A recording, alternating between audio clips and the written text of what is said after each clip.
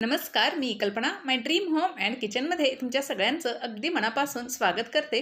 तर आज आपण एक जुनी आठवण म्हणजेच शाळेच्या बाहेर अगदी प्लास्टिकच्या भरणीत मिळणारी मैद्याची बर्फी तयार करणार आहोत।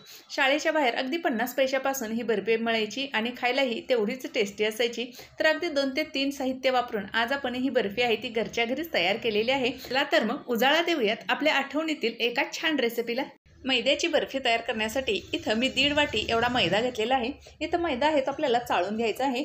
त्यातच मी टाकून घेणार आहे 2 चमचे एवढं बेसन आणि मैदा आपल्याला इथं छान असा मिक्स करून घ्यायचा आहे। इकडं आपण ज्या वाटीने मैदा घेतलेला आहे त्याच वाटीने मी तूप घेतलेलं आहे। इथं मी पाव वाटी एवढं तूप वापरलेलं आहे आणि इथं आपल्याला तूप आहे ते कमी किंवा जास्त लागू शकतं, पण सध्या मी पाव वाटी तूप घेतलेलं आहे। इकडे पॅनमध्ये मी सुरुवातीला 2 चमचे एवढं तूप टाकून घेते, कारण आपल्याला इथे एकदम तूप ओतायचं नाही, तर अगदी थोडं थोडं करून आपल्याला तूप टाकून इथं हा मैदा आहे तो भाजून घ्यायचा आहे। मध्यम ते लहान आच ठेवूनच आपल्याला हा मैदा आहे तो इथं भाजायचा आहे। इथं 1 ते 1.5 मिनिटानंतर मी आणखी तूप टाकून घेतलेलं आहे। इथं मी परत 2 चमचे एवढं तूप टाकून छान असा हा मैदा आहे तो भाजून घेणार आहे। इथं याच पद्धतीनं आपल्याला तूप टाकत हा मैदा आहे तो इथं भाजून घ्यायचा आहे, म्हणजे आपली बर्फी आहे ती अगदी परफेक्ट तयार होते। इथं परत मी 2 ते 3 चमचे तूप टाकलेलं आहे आणि मैदा आहे तो छान असा इथं भाजून घेणार आहे। इथे तुम्ही बघू शकताय मी मैदा आहे तो एका कढईमध्ये काढून घेतला आहे, कारण त्या पॅनमध्ये आपल्याला मैदा आहे तो व्यवस्थित भाजता येत नव्हता।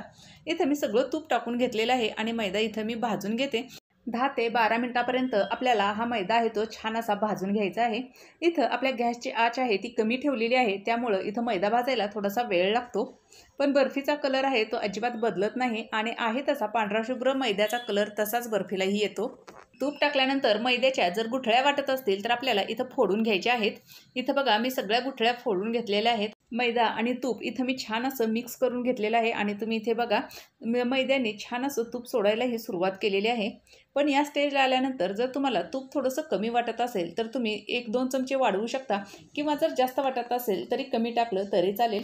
इथं तूप आहे ते तुमचा मैदा जुना आहे किंवा नवीन आहे त्यावर अवलंबून आहे। इथं मैद्याने छान असं तूप सोडलेलं आहे आणि तुम्ही इथे बघू शकताय या कन्सिस्टन्सीपर्यंतच आपल्याला इथं तुपाचा वापर करायचा आहे। इथं मैदा आहे तो मी थंड करायला घेतलेला आहे। आता हा मैदा आहे तो आपण थोडासा कोमट होईपर्यंत थंड करून घेणार आहोत। हा मैदा भाजण्यासाठी मला एकूण 13 मिनिट लागलेले आहेत। बर्फीमध्ये टाकण्यासाठी इथं आपल्याला साखर बारीक करून घ्यायची आहे। त्यासाठी मी इथं 1 वाटी साखर मिक्सरच्या भांड्यामध्ये टाकून बारीक करून घेतलेली आहे। इथं तुम्ही बघा अगदी पावडर अशी साखर मी तयार केलेली आहे आणि यानंतर ही साखर आहे ती आपल्याला इथं मैद्याच्या मिश्रणामध्ये मिक्स करून घ्यायचे। इथं मी हात लावून बघते तर मैदा आहे तो हाताला सोसवेल इतपत थंड झालेला आहे आणि थोडी थोडी करून आपल्याला यामध्ये साखर मिसळून घ्यायची। मैद्याची बर्फी करताना ती सेट होत नाही किंवा काही वेळेला ती कडक होते, यासाठी तुम्हाला ज्या वेळेला तुम्ही मैदा भाजता त्यावेळेला तूप आहे ते खूप वापरायचं नाही। जर इथं तुपाचा जास्त वापर झाला तर बर्फी आहे ती पातळ होते आणि सेट होत नाही, आणि साखरेचं जर प्रमाण जास्त झालं तर बर्फी आहे ती थोडीशी कडक येते। त्यामुळं इथं हे प्रमाण आहे ते अगदी योग्य आहे आणि बर्फी आहे ते हे अगदी मऊ लुसलुशीत होते।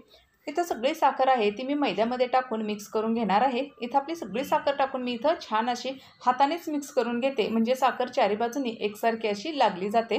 या बर्फीमध्ये जर तुम्हाला वेलची पूड वापरायची असेल तर तुम्ही वापरू शकता। इथं मी वेलची पूड वापरलेली नाही, अगदी साध्या पद्धतीनं शाळेबाहेर मिळते तशीच इथं बर्फी मी तयार करणार आहे। इथे सगळी साखर आहे ती मी मिक्स करून घेतलेली आहे। आता आपण ही बर्फी आहे ती सेट करून घेणार आहोत। त्यासाठी इथं मी खाली ताट घेतलेलं आहे आणि त्यामध्ये बटर पेपर टाकून घेतलेलं आहे। इथं मुलं खाणार आहेत त्यामुळं मी थोडेसे काजू आणि बदामाचे काप टाकून घेतलेले आहेत, पण इथं नाही टाकले तरी चालतील। मैद्याची बर्फी सेट करण्यासाठी इथं तुम्ही बटर पेपरचाच वापर करा, म्हणजे काढताना ती सोपं जातं, बर्फी अजिबात तुटत नाही। इथं मी मैद्याच्या बर्फीचं जे सगळं आपण मिश्रण तयार केलेलं आहे ते ताटामध्ये काढून घेतलेलं आहे। त्यात आपण हाताने छान अशी थापून घेणार आहोत। इथं जर पोळत असेल तुम्हाला तर तुम्ही इथं चमच्याने किंवा उलटण्याने किंवा एखाद्या स्पॅच्युलाने जरी ही बर्फी आहे ती थापून घेतली तरी चालेल, पण इथं हाताला सोसवेल इतपत हे जे बर्फीचं मिश्रण आहे ते गरम आहे, त्यामुळं मी इथं तुम्ही बघा हातानेच छान अशी थापून घेतलेली आहे आणि हाताला थोडंसं पोळत होतं म्हणून मी इथं उलटण्यानेही थोडीशी थापून घेतलेली आहे। इथं आपली ही बर्फी आहे ती आपण एक 20 मिनिटासाठी फ्रीजमध्ये ठेवून घेणार आहोत। 20 मिनिटानंतर तुम्ही इथे बघा मी बर्फी काढून घेतलेली आहे, तर छान अशी सेट झालेली आहे। बर्फी मस्त अशी सेट झालेली आहे। आपण आता या मैद्याच्या बर्फीचे काप करून घेणार आहोत। अगदी छोटे मोठे तुम्हाला हवे तसे तुम्ही इथं काप करू शकता।